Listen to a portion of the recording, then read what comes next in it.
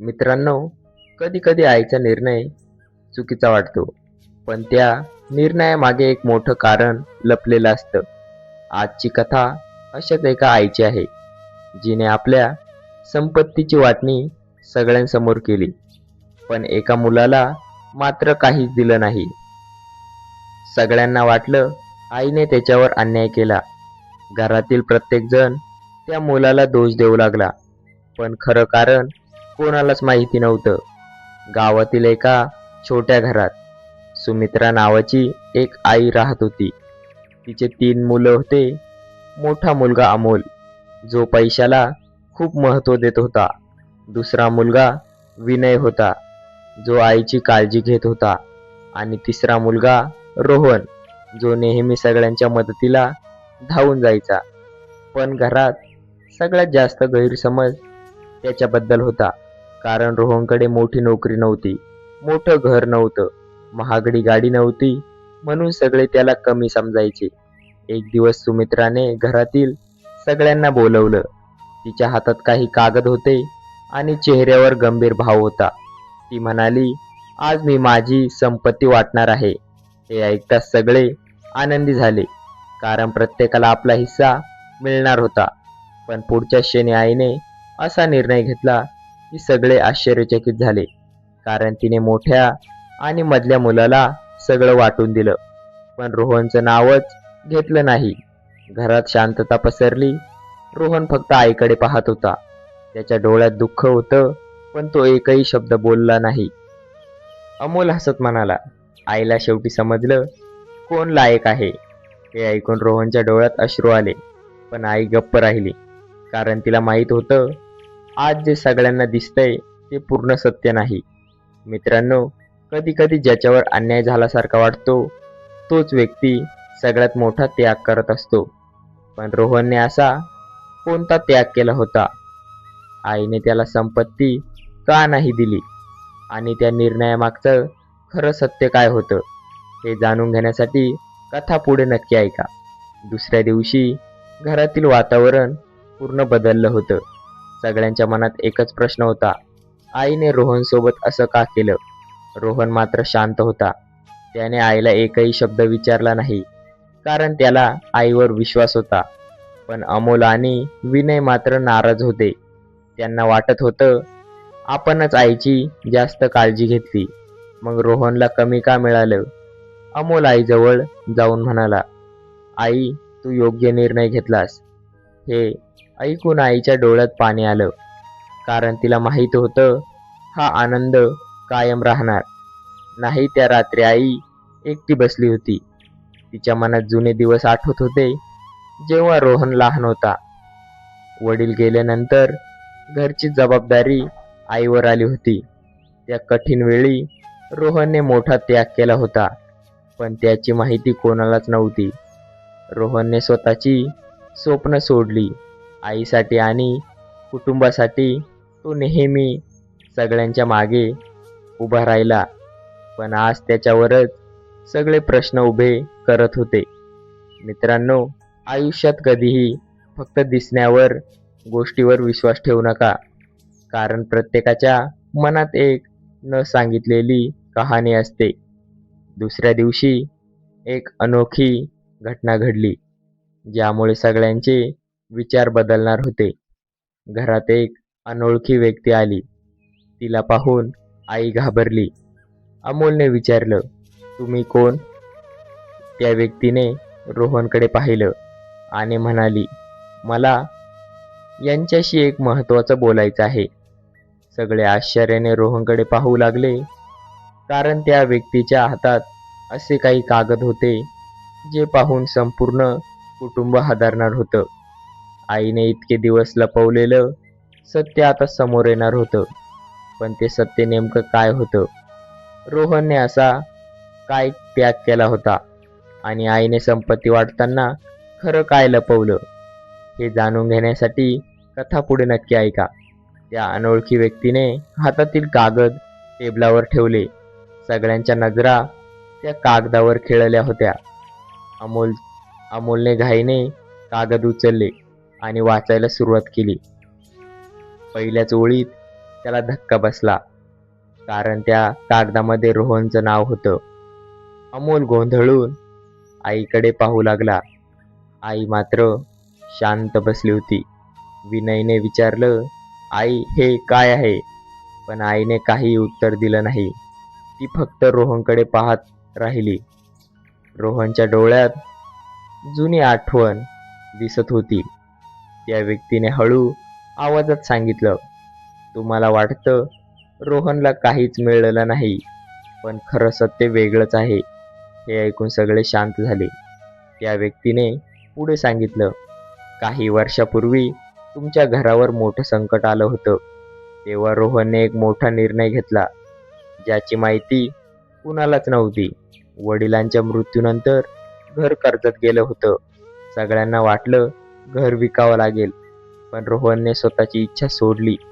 त्याने आपली जमापुंजी वापरली आणि घर वाचवलं."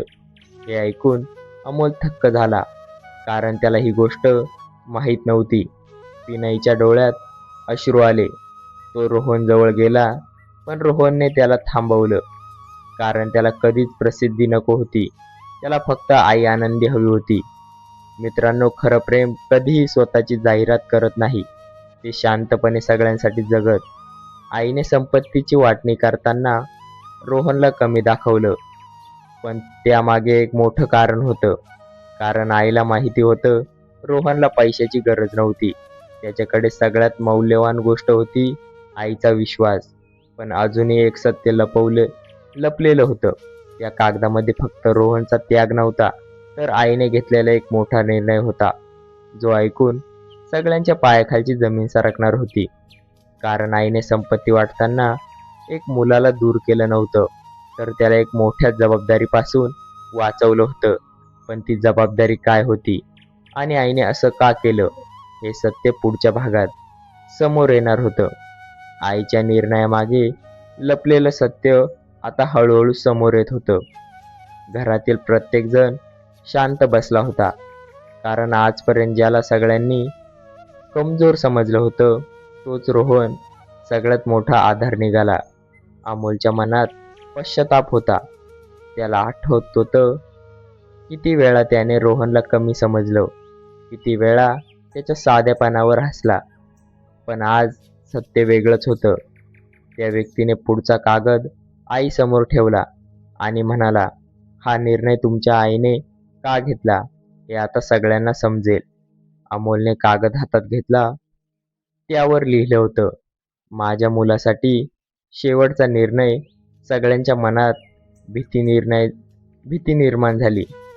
आईने हळू आवाजात बोलायला सुरुवात केली, "मला माहिती होतं माझ्या जाण्यानंतर मुलामध्ये वाद होऊ शकतो." हे ऐकून सगळे शांत झाले. आई पुढे म्हणाली, "मला संपत्तीपेक्षा माझे मुलं महत्त्वाचे आहेत, म्हणून मी एक परीक्षा घेतली." हे ऐकून अमोल आश्चर्यचकित झाला. आईने सांगितलं, "ज्याला पैशाची सगळ्यात जास्त लालसा असेल, त्याला माझी संपत्ती मिळूनही तो कधीच शांत राहणार नाही." अमोलला स्वतःची चूक जाणवली, कारण तो सगळ्यात आधी संपत्तीबद्दल विचार करत होता. रोहन मात्र आईच्या सोबत उभा राहिला. त्याला काहीही नको, फक्त आईचा आशीर्वाद हवा. मित्रांनो, खरी श्रीमंती पैशामध्ये नसते, ती माणसाच्या विचारामध्ये असते. ज्याच्याकडे कमी असतं, तोही मनाने खूप मोठा असू शकतो. त्या दिवशी अमोलने रोहनची माफी मागितली. तो म्हणाला, "भाऊ, मी तुला कधी समजलोच नाही." रोहन हसला आणि म्हणाला, "आणि नात्यामध्ये हिशोब नसतात, फक्त प्रेम असतं." हे ऐकून सगळ्यांच्या डोळ्यात अश्रू आले. पण अजूनही एक मोठं सत्य बाकी होतं. कारण आईने रोहनला संपत्ती का दिली नाही, याचं खरं कारण अजून पूर्ण समोर आलं नव्हतं. त्या रात्री आईने रोहनला एकटं बोलवलं आणि त्याला अशी गोष्ट सांगितली, जी ऐकून रोहनच्या डोळ्यातून अश्रू थांबलेच नाहीत. कारण आईने त्याच्यासाठी एक मोठा त्याग केला होता आणि तो त्याग सगळ्यांपासून लपवला होता. त्या रात्री रोहन शांतपणे आईजवळ बसला. आईच्या डोळ्यात अनेक आठवणी दिसत होत्या. ती काहीतरी महत्त्वाचं सांगणार होती. रोहनने विचारलं, आई, काय झालं आहे? आई काही क्षण शांत राहिली. नंतर ती हळू आवाजात बोलू लागली, रोहन, तुझ्यापासून एक मोठी गोष्ट लपवली. रोहन आश्चर्याने आईकडे पाहू लागला. आई म्हणाली, तुला वाटलं तुला काहीच मिळणार नाही, पण खरं सत्य वेगळंच आहे. रोहन काही बोलला नाही. आई पुढे सांगू लागली, तुझ्या वडिलांनी जाण्याआधी एक मोठी जबाबदारी दिली होती. हे ऐकून रोहन थक्क झाला, कारण त्याला याबद्दल काहीच माहिती नव्हतं. आई म्हणाली, तुझ्या वडिलांनी माहीत होतं की पैशामुळे घरात भांडण होतील, म्हणून त्यांनी एक निर्णय घेतला. रोहन विचारात पडला. वडिलांनी असा काय निर्णय घेतला होता? आईने पुढे सांगितलं, त्यांना माहिती होतं तूच असा मुलगा आहे जो कुटुंबाला एकत्र ठेवेल. रोहनच्या डोळ्यात अश्रू आले, कारण त्याने कधीही स्वतःला महत्त्वाचं समजलं नव्हतं. मित्रांनो, कधीकधी घरातील शांतच व्यक्ती सगळ्यात मोठी जबाबदारी घेते आणि त्याची किंमत कोणालाच कळत नाही. आईने रोहनला एक कागद दिला, पण तो संपत्तीचा नव्हता. तो होता वचन, ज्यामुळे संपूर्ण कुटुंब बदलणार होतं. रोहनने तो कागद वाचला, ज्यावर लिहिलं होतं, माझ्या मुलांनी एकमेकांसोबत राहावं, संपत्तीपेक्षा नात्यांना जपावं. हे वाचून रोहन रडू लागला, कारण वडिलांची शेवटची इच्छा फक्त कुटुंबाची एकता होती. पण दुसऱ्या दिवशी सकाळी घरात पुन्हा एक मोठा वाद झाला, कारण अमोलला एक नवीन सत्य समजलं. त्याला कळलं की संपत्तीचा खरा वारसदार तो नाही तर आणि रोहनही नाही, तर कोणीतरी तिसराच होता. हे ऐकून सगळे हादरले, कारण आईने संपत्ती वाटताना एक मोठं सत्य लपवलं होतं. आता प्रश्न हा होता, आईने संपत्ती नेमकी कोणासाठी ठेवली होती आणि तिच्या या निर्णयामागे काय अंतिम कारण होतं? सकाळ होताच घरात पुन्हा गोंधळ सुरू झाला. अमोलच्या मनात अनेक प्रश्न होते. तो आईजवळ गेला आणि म्हणाला, आई, मला सगळं सत्य सांग. आई काही क्षण शांत राहिली, कारण आता वेळ आली होती सगळं सांगण्याची. आई म्हणाली, अमोल, तुला वाटतं संपत्ती म्हणजे सगळं काही? हे ऐकून अमोल खाली पाहू लागला. आई पुढे बोलू लागली, पण तुझ्या वडिलांनी मला एक वेगळी जबाबदारी दिली, ती म्हणजे मुलांना एकत्र ठेवण्याची. अमोलच्या डोळ्यात अश्रू आले, कारण त्याला पहिल्यांदा जाणवलं की आईने कधीच भेदभाव केला नव्हता. ती फक्त सत्य समोर आणत होती. त्यावेळी विनय तिथे आला. तो म्हणाला, आई, आम्ही तुला चुकीचं समजलो. आईने दोघांकडे पाहिलं आणि हसली. ती म्हणाली, मला तुमचा राग नाही, मला फक्त तुमची चिंता होती. मित्रांनो, आई वडील कधीही मुलांचा वाईट विचार करत नाहीत. कधीकधी त्यांचे निर्णय आपल्याला चुकीचे वाटतात, पण त्यामागे प्रेम लपलेलं असतं. तेवढ्यात घरात एक व्यक्ती आली, जिला पाहून सगळे आश्चर्यचकित झाले. ती व्यक्ती होती वडिलांचे जुने मित्र. त्यांनी अमोलला एक गोष्ट सांगितली, तुझ्या वडिलांनी शेवटपर्यंत एका व्यक्तीची मदत केली. अमोलने विचारलं, कोणची मदत? त्या व्यक्तीने उत्तर दिलं, ज्या व्यक्तीला तुम्ही सगळे आजपर्यंत ओळखत नाहीत. सगळे एकमेकांकडे पाहू लागले. त्या व्यक्तीने एक फोटो दाखवला. फोटो काढला आणि टेबलावर ठेवला. फोटो पाहून रोहन थक्क झाला, कारण त्या फोटोमध्ये त्याच्या आयुष्याशी जोडलेले एक मोठं सत्य होतं. रोहनच्या डोळ्यात अश्रू आले, कारण त्याला आज समजलं की आईने त्याच्यासाठी नाही तर संपूर्ण कुटुंबासाठी एक मोठा त्याग केला होता. पण त्या फोटोमागं सत्य अजूनही सगळ्यांना माहीत नव्हतं. आणि ते सत्य समोर आल्यावर अमोलचा स्वतःकडे पाहण्याचा दृष्टिकोन कायमचा बदलणार होता. फोटो पाहून रोहन शांत झाला. त्याच्या मनात अनेक प्रश्न निर्माण झाले.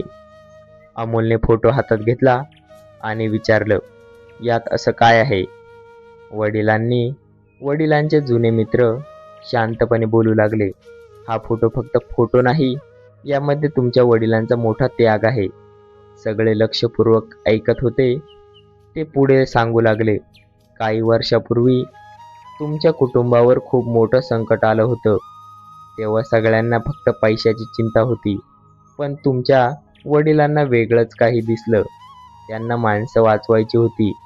अमोल आश्चर्याने ऐकत होता, कारण त्याला पहिल्यांदा समजलं की वडील फक्त स्वतःसाठी जगले नव्हते. त्यांनी अनेकांना आयुष्य बदलले. मित्रांनो, आपण अनेकदा एखाद्या व्यक्तीला त्याच्या परिस्थितीवरून ओळखतो, पण त्याच्या मनात किती मोठेपणा आहे हे पाहत नाही. वडिलांच्या मित्रांनी पुढची गोष्ट सांगितली. तुमच्या वडिलांनी एक मोठी संपत्ती तयार केली होती. हे ऐकून सगळे थक्क झाले. अमोलने विचारलं, मग ती संपत्ती कुठे आहे? त्या व्यक्तीने हसत उत्तर दिलं, ती संपत्ती पैशाची नव्हती. ती होती लोकांची माया. हे ऐकून सगळे शांत झाले, कारण वडिलांनी कधीच प्रसिद्धी मागितली नव्हती. त्यांना फक्त चांगलं काम करायचं होतं. तेवढ्यात आईने एक निर्णय जाहीर केला. ती म्हणाली, आज मी शेवटचं सत्य सांगणार आहे. सगळ्यांचं लक्ष आईकडे गेलं. आई म्हणाली, मी रोहनला कमी दिलं नाही. मी त्याला सगळ्यात मोठी जबाबदारी दिली.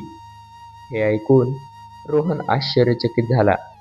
आई पुढे म्हणाली, तुझ्या वडिलांनी तुझ्यावर विश्वास ठेवला होता, कारण तूच या घराला एकत्र ठेवू शकतोस.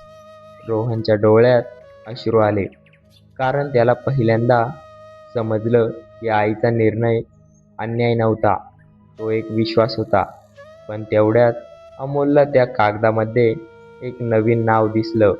ते नाव पाहून तो पूर्णपणे हादरला, कारण ते नाव त्याच्या कुटुंबातीलच होतं आणि त्या नावामागे लपलेलं सत्य अजून सगळ्यांपासून दूर होतं.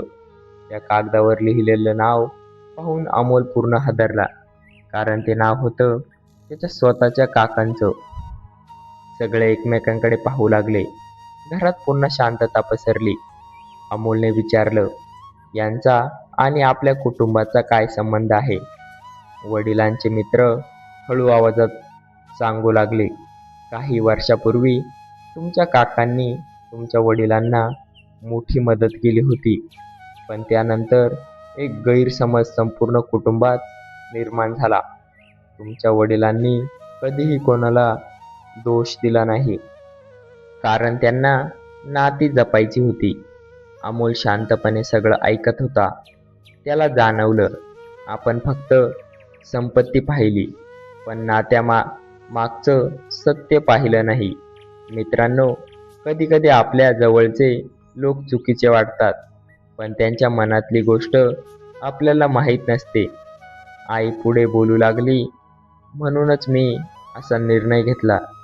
मला पाहायचं होतं, माझी मुलं पैशासाठी नाही, तर प्रेमासाठी एकत्र येतात. हे ऐकून अमोलच्या डोळ्यात अश्रू आले. तो आईजवळ गेला आणि म्हणाला, आई, मला माफ कर. मी तुला चुकीचं समजलो. आईने त्याला जवळ घेतलं आणि म्हणाली, मुलं चुकतात, पण आईचं प्रेम बदलत नाही. हे शब्द ऐकून सगळे भावुक झाले.